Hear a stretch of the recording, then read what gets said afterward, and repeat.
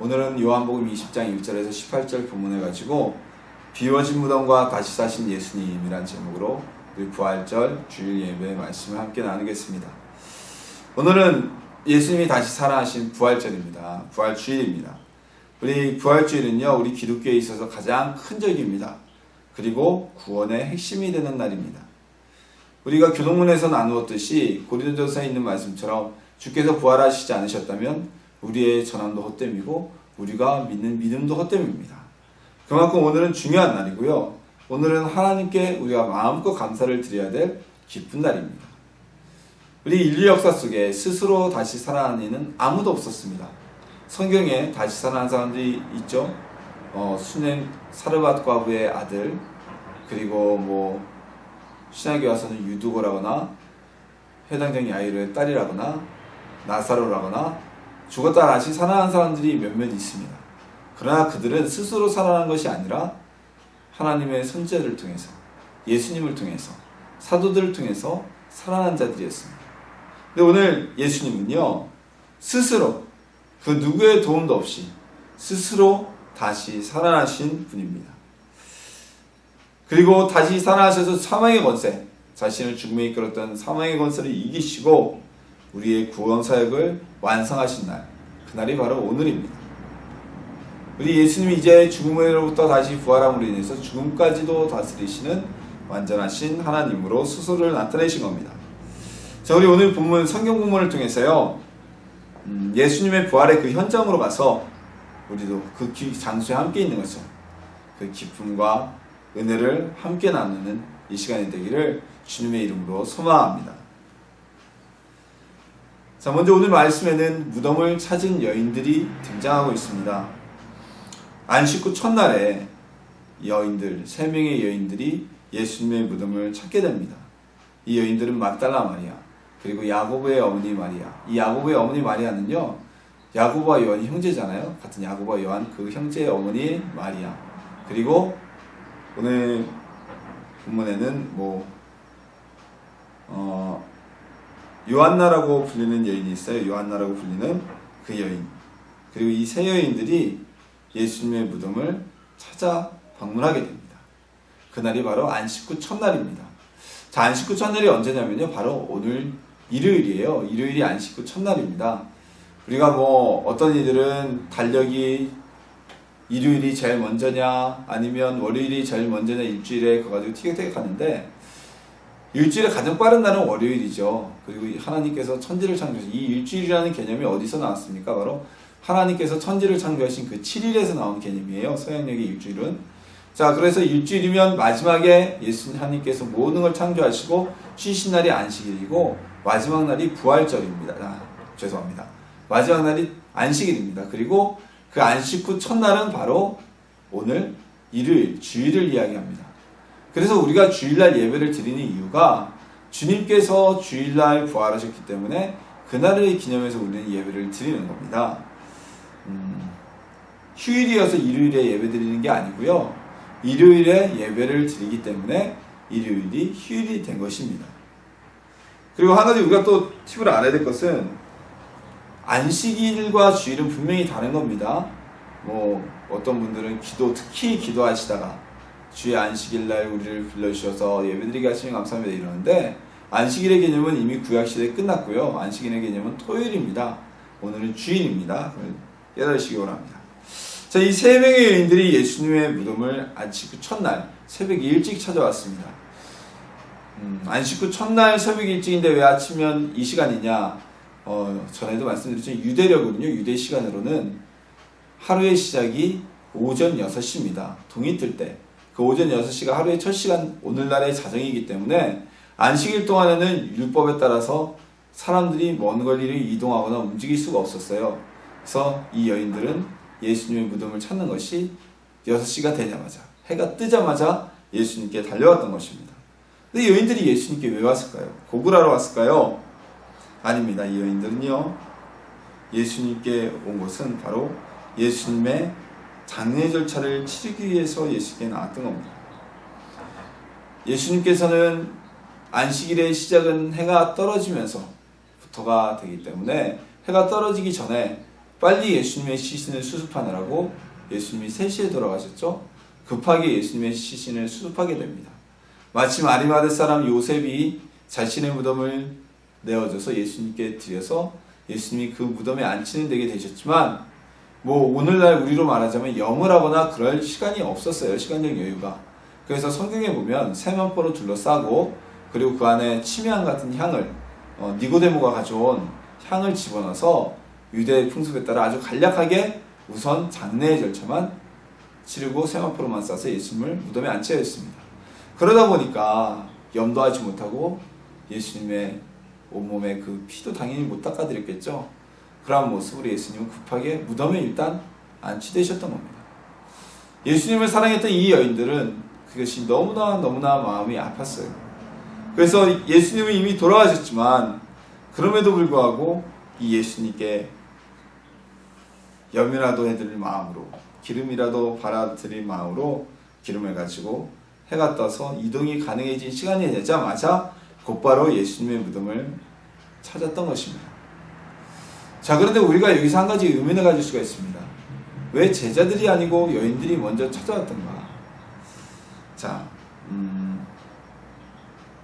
막달라 마리아, 야고보의 어머니 마리아, 그리고 살로메라 불리던 요한나 또는 요한나라 불리던 살로메. 왜 이들은 제자들이 있음에도 이들이 먼저 예수님의 무덤을 찾아갔을까요?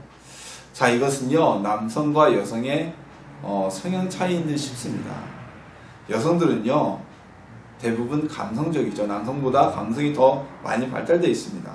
때문에 마음에 감동이 있고 그리고 마음에 울림이 있다면 주변의 사정은 고려할 대상이 되지 않습니다.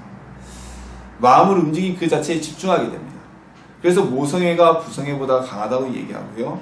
그리고 사랑을 해도 여성이 더 뜨겁게 해서 시련의 상처를 남성보다 여성이 더 극복하기 힘들어하는 그러한 모습들이 나타나게 됩니다. 여성들은 마음에 움직인 그 자체와 마음을 움직인 그 감동을 준 사건 자체의 중심에 집중하게 됩니다. 반면 남성들은 어떻습니까? 여성들보다는 감수성보다는 감성보다는 이성적으로 좀 더 발달되어 있죠. 그래서 많은 것을 상황을 판단하고 둘러봅니다. 그리고 여러 가지 이성적인 판단을 하게 됩니다. 오늘 본문의 이 여인들이 예수님께 기름이라도 발라드리고 미처 못한 장례 절차라도 치르려고 달려가는 이 순간에 제자들은 무엇을 하고 있었습니까? 집안에 꼭꼭 숨어서 향후의 일이 어떻게 될 것인지 대책회의를 하고 있었던 것 같습니다. 예수님이 이들을 찾으셨을 때 문을 꼭꼭 잠궜다는 걸 보면요. 자, 우리 이 여인들은 이런 성품 때문에 예수님을 향한 마음의 울림을 십자가에서 달려 돌아가신 것도 그렇지만 미처 제대로 된 장례 절차를 치르지도 못하고 무덤에 안치되신 예수님을 생각할 때 너무나 마음이 아팠어요. 그래서 그냥 지나갈 수가 없었던 겁니다. 십자가 밑에서도 나갔던 5명의 사람들 중 4명이 여성이었죠. 이처럼 여성들의 예수님에 대한 사랑이 더욱더 뜨거웠던 것 같습니다. 자, 이 여인들의 감성을 알 수 있는 것은요, 이 여인들은 무덤으로 가요. 가면서도 걱정을 합니다. 누가 우리를 위해서 그 무덤의 돌문을 열어줄고, 즉 어떤 아무런 대책도 없이 일단 무작정 무덤으로 가는 겁니다. 오직 예수님의 장례를 조금이라도 그 시신을 수습할 수 있기를 바라는 마음으로 달려간 것이에요. 그리고 그 예수님을 사랑하는 마음이 예수님을 가장 먼저 처음으로 부활하신 예수님을 만나는 축복을 얻게 되었던 것입니다. 우리도 주님의 부활을 만나려면 어떻게 합니까? 부활하신 주님을 만나려면 주님 앞에 나와야 합니다. 예배 가운데 나와야 합니다. 하나님 앞에 나와야 합니다. 하나님 앞에 나오지 않고 가만히 있어서는 절대로 하나님의 은혜를 받을 수가 없습니다. 부활의 은총을 받을 수가 없습니다. 머리로 계산만 하고 집에 앉아서 이거 어떻게 하지 저렇게 하지 해봐야 그곳에 주님은 계시지 않습니다. 우리 전하 여러분, 하나님 앞에 담대히 나오는 하나님의 자녀가 되기를 소망을 합니다. 주님 앞에 우리도 이 여인들처럼 하나님을 사랑하는 일에는, 주님을 사랑하는 일에는, 주께 은혜를 받는 일에는 이성적인 판단이 있다는 거 필요 없어요. 보세요. 체면 차리고 다 하고 그래서 하나님의 은혜를 받은 사람이 못 받아요. 우리 하나님 앞에 나와서 영광 돌리며 찬양으로 우리를 주님 앞에 드려지는 우리 이 여인들처럼 뜨겁게 이것저것 보지 말고 주님만 바라보고 나와서 하나님의 은혜를 받아들이는 저나 여러분 되기를 예수님의 이름으로 소망합니다. 자, 여인들이 예수님께 나오면서 우리 무덤의 돌문을 누가 열어줄까 하고 고민하며 왔을 때 예수님의 무덤에 도착한 이게 웬일입니까? 그 무덤에 커다란 돌문이 열려져 있는 겁니다. 여인들이 깜짝 놀라서 안을 들여다봤지만 그 안에 예수님의 시신은 사라졌습니다. 오직 예수님의 시신을 싸고 있던 세마포 그것만이 남아 있었습니다. 자, 이 여인들은요 놀람과 걱정에 제자들에게 달려가서 이 사실을 알리게 됩니다. 이 부분에 있어서 복음서마다 약간의 순서의 차이가 있는데요. 예를 들어서 마태복음은 천사가 어느 복음서에서는 먼저 얘기를 했고, 그리고 제자들이 올라온 이야기가 기록되어 있지 않는 것도 있고요. 또는 천사들이 오늘 본문 말씀처럼 본문 말씀 말고 다른 곳에서는 또 천사들이 여인들에게만 이야기를 하고 그 후에 제자들을 불렀다. 여러 가지 조금 약간의 차이는 있는데 정확한 순서를 정리를 하면 복음서들을 정리를 하면 이렇게 된 것 같아요. 예수님의 무덤에 도착해서 안을 들여다봤지만 시신을 발견하지 못한 이 여인들이 놀라서 제자들에게 달려가 이 사실을 알리게 됩니다. 그리고 이 제자들은 무덤으로 달려나와서 베드로와 다른 제자, 이 다른 제자는 아마 요한이지 않을까 그렇게 이야기를 합니다. 이 다른 제자가 와서 무덤 안에 예수님이 계신 것을 확인하게 됩니다. 하지만 그곳에는 가로치고는 구절 말씀이 이렇게 되어 있죠. 그들은 성경에 믿고 그가 죽은 자 가운데서 다시 살아나야 하리라 하신 말씀을 아직 알지 못하더라. 이들이 예수님이 부활하셨다는 것을 깨닫지 못했어요. 그리고 이들에게는 천사가 하나님이 예수님이 부활하셨다는 사실을 전하지 않았어요. 그래서 이들은 예수님의 시신이 사라진 줄 알고 집으로 돌아가게 됩니다. 이들은 예수님의 부활을 전혀 기억하지 못하고 있습니다. 이 여인들이 예수님의 시신이 사라지기 때문에 울며 있을 때, 애통해하고 있을 때, 이 무덤 안에서 흰옷 입은 두 천사가 예수님이 누워 계시던 자리에 머리와 발치에 앉아서 무덤을 들여다보던 막달라 마리아에게 다음과 같이 이야기를 합니다. 너희는 무서워 말라. 십자가에 못 박히신 예수를 너희가 찾는 줄을 내가 아노라. 그가 여기 계시지 않고 그가 말씀하시는 대로 살아나셨느니라. 와서 그가 누우셨던 것을 보라. 또 빨리 가서 그의 제자들에게 이르되 그가 죽은 자 가운데서 살아나셨고 너희보다 먼저 갈릴리로 가시나니 거기서 너희가 배우리라. 애통하였던 이들에게 하나님의 천사가 예수께서 다시 살아나셨음을 전하고 있는 것입니다. 그리고 이 예수님이 다시 살아나셔서 이제 갈릴리로 먼저 가실 것임을 제자들에게 알리라고 이야기하고 있는 것입니다. 자, 오늘날까지도 예수님의 무덤은 존재하고 있지 않습니다. 예루살렘의 성지 순례를 가면 예수님의 무덤 터가 아니냐라고 이렇게 해놓은 데가 있을지는 몰라요. 그렇지만 그것은 전혀 성경적으로도 고고학적으로도 가치가 없는 장사 속이 유적일 가능성이 매우 큽니다. 오늘날 골고다라고 우리가 얘기하는 그 장소도요, 정확하게 고고학적으로 증명된 장소가 아닙니다.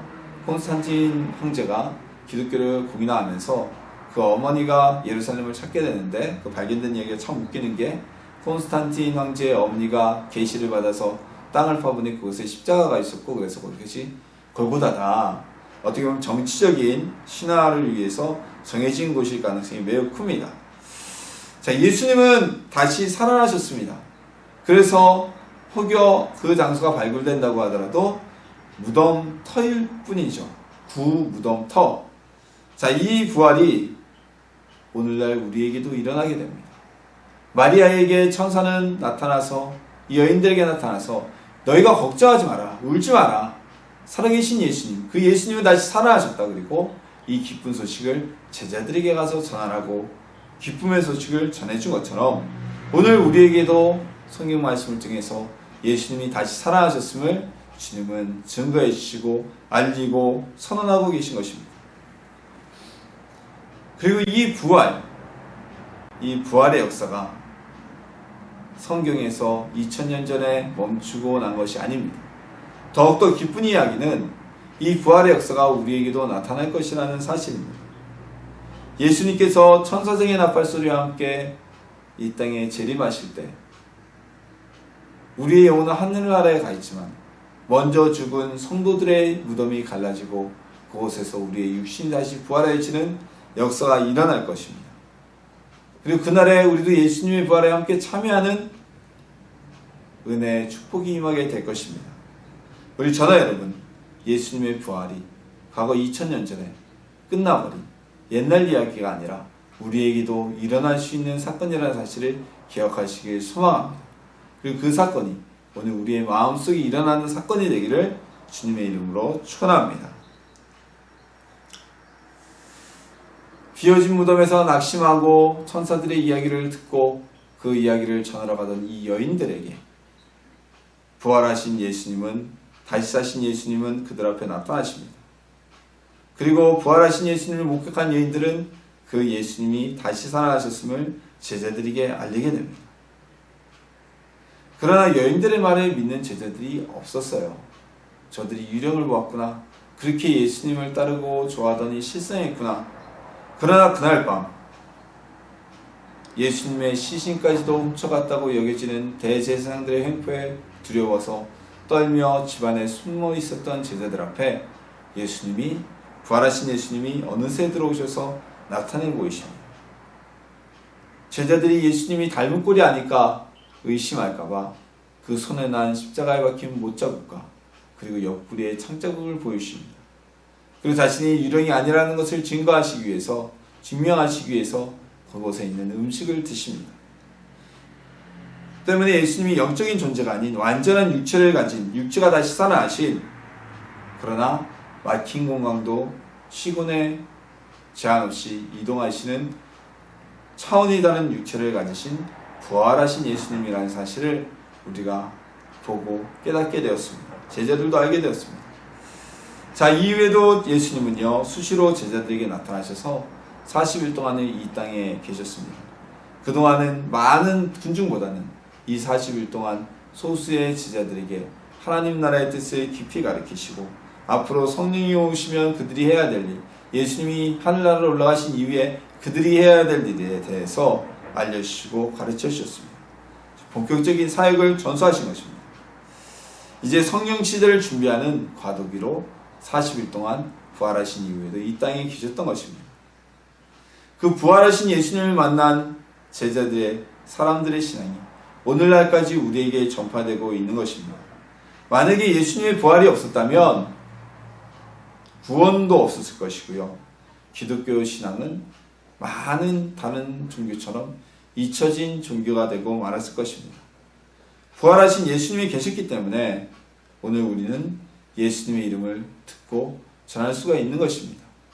예수님이 사망에서 지고 그냥 돌아가셨다면, 그것으로 끝났다면 예수님의 십자가의 죽음은 의미가 없습니다.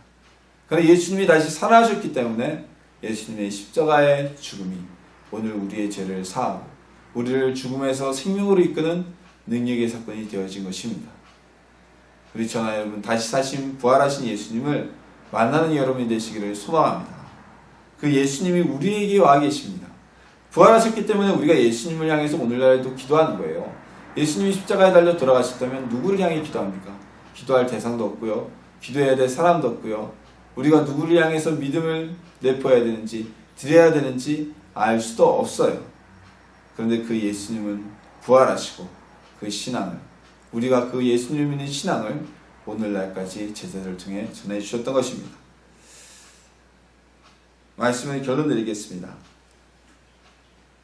예수님의 부활은요, 구원의 완성입니다. 십자가에 달려 돌아가신 예수님이 죽음의 권세를 이기시고 다시 살아나심으로 인해서 우리에게 그 부활의 역사가, 구원의 역사가 나타나게 되어진 것입니다. 죄로 인해 죽은 우리의 영혼이 다시 살아나는 기적의 역사가 되어진 것입니다.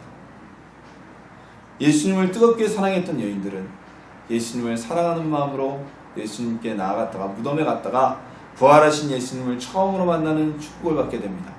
그리고 그 여인들은 그 소식을 제자들에게, 사람들에게 전하게 됩니다. 우리도 예수님을 만나는 전하 여러분 되기를 원합니다. 예수님을 사랑하면 사랑하는 자에게 예수님은 그만큼의 은혜를 베풀어 주십니다. 그리고 이 부활하신 예수님, 죽음을 이기신 예수님을 전하는 전해문이 될 것입니다. 이 기쁨의 소식을, 즐거운 소식을 우리만 알고 있는 것이 아니라 이 사실을 알지 못하고 있는 자들에게, 때로는 믿지 못하고 있는 자들에게, 그들에게 주님의 복음을 전하여서 그들도 하나님 앞에 나오고 구원받는 예수 그리스도의 부활하신 은혜를, 부활하신 예수님을 만나는 체험을 하게 하는 전파자가 되길 원합니다. 이 여인들처럼 우리도 주의 복음을 전하고 주님을 사랑하여서 하나님 은혜 안에 들어가기를 주님의 이름으로 축원합니다. 또한 예수님은 죽음을 이기신 하나님이십니다. 사망도 굴복시키신 하나님이십니다. 예수님의 부활로 우리의 영혼도 죄와 사망에서 생명과 영생으로 되살아나게 되었고요. 예수님의 부활로 인하여서 우리의 삶의 모든 문제와 어려움이 모두 다 해결되어지고 사라지게 되었습니다. 우리 그 예수님께 감사와 기쁨의 찬양을 드리길 소망합니다. 오늘 우리가 부활주의를 지내는 이유가 무엇입니까? 기념하는 이유가 무엇입니까? 부활하신 예수님께 감사와 찬양을 드리기 위해서, 기쁨을 나누기 위해서 우리 이 부활주의를 지키고 부활주일 예배를 하나님께 드리는 겁니다. 뭐 계란을 나누고 떡을 나누고 식사를 나누는 것입니다. 우리 육신의 양식뿐만이 아니라 우리의 영혼의 양식, 마음의 기쁨, 그리고 그 감사를 하나님께 드리며 주의 복음을, 부활하신 예수님을 온 만방에 전파하는, 선포하는 하나님의 자녀가 되기를 예수님의 이름으로 축복합니다.